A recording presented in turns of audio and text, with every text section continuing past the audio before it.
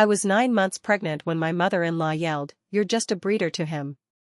After she trashed the nursery I'd been setting up. My husband watched her rip the mobile from the ceiling and said, "She's just emotional. Don't start a fight." The next morning, I found my hospital bag in the driveway and my car missing. I called the police, but what they told me made me. I'm 32, and I live in Greensboro, North Carolina. I've been married to Dave for 3 years. We were trying for a baby for over 2 years. It wasn't easy, lots of tears, doctor visits, hormone shots, procedures. IVF finally worked. We were having a little boy. My whole world was that baby. I thought Dave was too. We had a small, one-level house. It wasn't fancy, but it was ours. I had just finished setting up the nursery. Blue and white colors, soft lighting, handmade decorations. It was quiet and calm. I wanted that room to feel safe. I needed it to feel safe. Then Darlene showed up. His mom is a nightmare. Controlling. Loud. Never liked me, but pretended she did for Dave's sake. She was supposed to come after the baby was born. Instead, she showed up 3 weeks early, dragging 2 huge suitcases behind her. No warning. No asking. She walked in like it was her house. Started picking apart everything. "You're still using that bottle sterilizer? You know they cause asthma. You should have used real wood furniture, not this IKEA junk. You're not eating enough protein. You want the baby to come out sick?" I tried to stay calm. Tried to just focus on my baby. But every day, it got worse. She insulted my food, my clothes, my body. She made faces when I waddled through the living room. "You're acting like you're dying," she'd mutter. Women used to give birth in the fields and keep working. Dave never told her to stop. Not once. He'd say, "She's just worried about the baby. She means well." I started eating in the bedroom just to avoid her.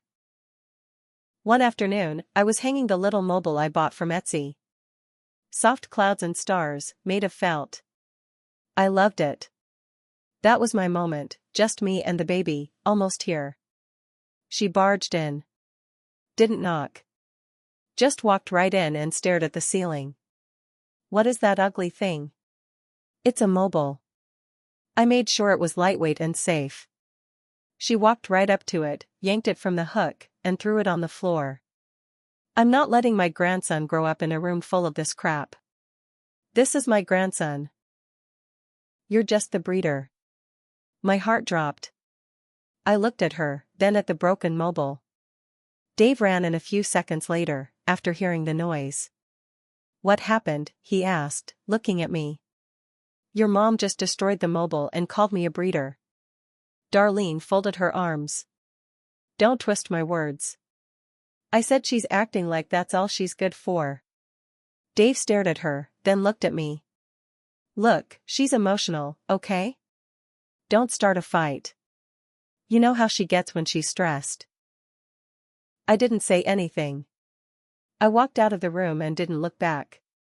That night I stayed in the guest room, which felt more like a punishment than a break. My belly was heavy. My back ached. I could feel the baby moving like he knew I wasn't okay. Then came the morning that changed everything. I went outside to grab my hospital bag from the car. I was planning to check it over one more time. My due date was so close. But the car was gone. And my hospital bag was lying in the driveway, soaking wet from the morning dew. Unzipped. Stuff falling out. I stood there, just staring at it. My toothbrush, the baby's onesie, my socks, all scattered. I ran back in the house. "Where's my car?" I asked Dave. He looked up from the couch. "Oh, Mom needed it to run some errands." "You let her take my car?" "She said you weren't going anywhere. You should be resting." "I need that car. What if I go into labor? You can call me or her." That was it. That was the moment I saw the truth. I wasn't safe here. Not emotionally, not physically. Not when they could take away my way to the hospital and not even care. I locked myself in the bathroom and called the police. I told them my car was taken without my consent, and I was 9 months pregnant. They asked who took it. I told them, my mother-in-law, with my husband's permission. Ma'am, the officer said gently, if your husband gave her the keys, and the car is jointly owned, we can't consider it stolen. So I'm just stranded now? We can do a welfare check. But it's not a criminal matter. That was when I stopped crying and started planning. I didn't tell anyone what I was thinking after that call. I just sat on the bathroom floor, hand over my belly, feeling my baby squirm like he could sense everything. That night, I played along. Pretended I was tired. Ate dinner in silence. Darlene complained about the seasoning on the chicken and how a good mother eats better than this. I said nothing. But inside, I was getting ready. The next morning, I asked Dave to take me to my prenatal checkup. He hesitated. Do you really need to go? You're so close to your due date. The doctor already said everything's fine. Yes, I said flatly. I'm going. Darlene chimed in, she's being dramatic again. Just let her nap or something. I stared right at her. I'm going. Dave finally agreed. On the drive there, I stayed quiet. Just watched the road, memorizing the turns. When we got there, I asked him to wait in the car. Said I'd be quick. He shrugged and stayed in the parking lot. As soon as I walked into the clinic, I asked to speak to the nurse privately. I told her everything. The yelling. The nursery. The car. How I was scared they wouldn't even take me to the hospital when I went into labor. She nodded slowly. Took my hand. We're going to help you, she said. That clinic visit changed everything. They called a social worker. She helped me get into a safe housing program for pregnant women. I couldn't go home, not with them there. But I needed a reason to leave without Dave catching on. I needed time. So I faked a call. I told Dave the doctor saw something on the monitor. Said the baby was small, and they wanted to keep me for observation at the hospital. His face turned pale, and he actually looked worried for the first time in weeks. I'll call Mom, he said. No, I snapped. Just go home. I'll text you if anything changes. He left. I never went back. The social worker found me a room at a place about 20 minutes out of town. Quiet. Clean.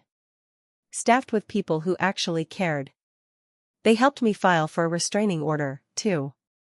Turns out, even if the car couldn't be considered stolen, threatening the health of a pregnant woman, especially by isolating her, could count as abuse in the eyes of the court. They took it seriously. That same week, while I was staying at the shelter, I had the baby. It was fast. Early, but not too early. He was healthy. Beautiful. Perfect. And he was mine. I didn't call Dave. Not right away. Instead, I sent him a picture the next morning, from the hospital bed. Your son was born yesterday. We're both safe. He blew up my phone. Where are you? Why didn't you tell me? Mom's freaking out. I ignored it all. I gave the hospital my lawyer's number. I didn't want Dave or Darlene anywhere near us without going through the court first. The social worker helped me file for custody right there from the hospital. But that wasn't the twist. That came 3 days later. The police contacted me again. This time, they had called me. Apparently, while I was in labor, Darlene had gone on a rant in the middle of Target, shouting at a clerk because they wouldn't let her return a bunch of baby items. Things from my registry. She had printed the list and was demanding cash. Someone recorded it. She screamed that baby was supposed to be born into my house. I paid for half of his stuff. That little brat stole my grandchild. When the cops found out about her outburst and my ongoing court filing, they started building a stronger case. Emotional abuse. Financial threats. A history of verbal aggression. All of it was stacking up. And the best part? My name was the only one on the birth certificate. The day after I got out of the hospital, I was moved to a more secure apartment through the shelter's extended program. It wasn't big, but it was clean, and it was mine. My baby slept in a bassinet next to me. No one barged in. No one called me names. I finally had quiet. That peace lasted about 3 days. Then the letter came. It was from Dave. Delivered by a process server. He was suing for joint custody. Not full custody. Not visitation. Joint. He claimed I abducted our child by not informing him of the birth and keeping the baby from his family. His family. Not a single word in the filing about our son's health. Just complaints about me going rogue, and cutting his mother out, and refusing to cooperate. My lawyer was already working on protective orders, but this made everything more urgent. We responded fast. Photos of the destroyed nursery, the voicemail Darlene left calling me a useless cow, screenshots of Dave saying you can call me or her when I asked about the missing car. It was enough to get an emergency hearing. He showed up to court alone. No lawyer. No tie. Just a wrinkled shirt and that same stupid look on his face like he was the victim. He tried to play calm in front of the judge. Said he was concerned for the baby's safety. That I was mentally unstable and had paranoia. But then my lawyer played the recording of Darlene yelling in the store. The judge's face changed instantly. Then we submitted the hospital documents, stress-related symptoms, dehydration, signs of preeclampsia that were missed at home. That's when Dave's story started falling apart. He finally admitted he knew his mom was a bit much, but said he thought it would be fine. The judge leaned forward and asked, "You thought it would be fine to leave your 9-month pregnant wife without transportation or support while under the care of someone you admit is emotionally unstable?" He stammered. Then the judge looked at me. "You did the right thing by leaving," she said. Temporary sole custody was granted to me immediately. Dave was given supervised visitation, no contact with Darlene allowed. She was banned entirely from seeing the baby pending a full evaluation. That should have been the end. But 2 weeks later, someone broke into my apartment. Nothing was stolen. Nothing touched. Except one thing. The baby's bassinet had been moved across the room. My heart almost stopped when I saw it. I called the police shaking so hard I could barely hold the phone. They found no signs of forced entry, but my front door lock? It had scratch marks. Like someone tried a key that didn't quite fit. Security footage from the apartment hallway caught a blurry image of a woman in a hoodie walking by around 3 a.m. It was Darlene. I knew it. Even before they showed me. She had another key. Probably copied it when we lived together. That night, I didn't sleep. I sat up with a kitchen knife next to the crib, just staring at the door. The next morning, I filed for a restraining order again. This time, for criminal trespass. They arrested her that afternoon. Dave called me 10 minutes later. "What the hell did you do to my mom?" I didn't answer. Then he said something that made everything inside me freeze. She said she just wanted to see her baby. "You can't take him away from both of us. That kid's not just yours. And if you won't let us in, we'll find another way." That was the last straw. He had just threatened me. This wasn't just a family fight anymore. It was something darker. And I wasn't done fighting back. I recorded that call. I sent it straight to my lawyer. By that point, we had built a thick folder: photos, voicemails, texts, court documents, a restraining order, and now a direct threat. The judge reviewed it all in an emergency session. That night, I got a phone call from my lawyer. "Your ex-husband just lost all custody rights. Permanently. The judge signed the order 15 minutes ago. Full custody is yours. He'll be notified in the morning. I cried when I hung up. Not from joy. Not yet. Just relief. It was finally shifting. But I wasn't done. Not after what he and Darlene put me through.